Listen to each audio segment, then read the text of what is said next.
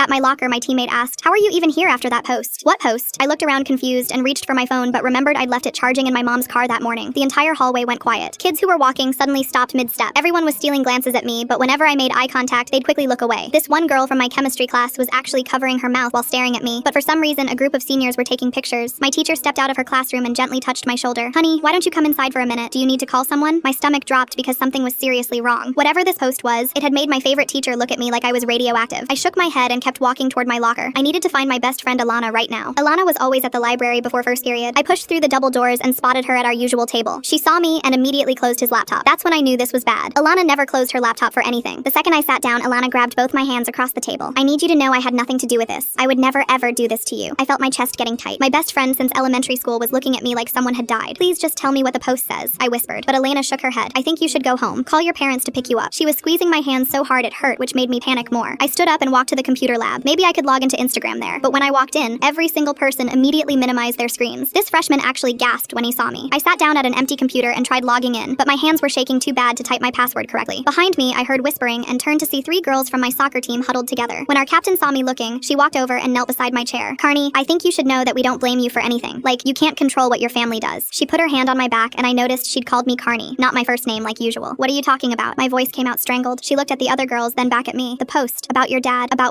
about last year." She stood up quickly and walked back to her friends. "Last year. We moved here last year. Changed schools in the middle of summer, which I never understood." I ran out and headed straight for the parking lot. Maybe someone out there would have a phone I could borrow. I found a group of juniors by their cars and asked to borrow a phone. This guy handed me his without a word. Instagram already open. There it was. The post everyone had seen. Posted by Alana.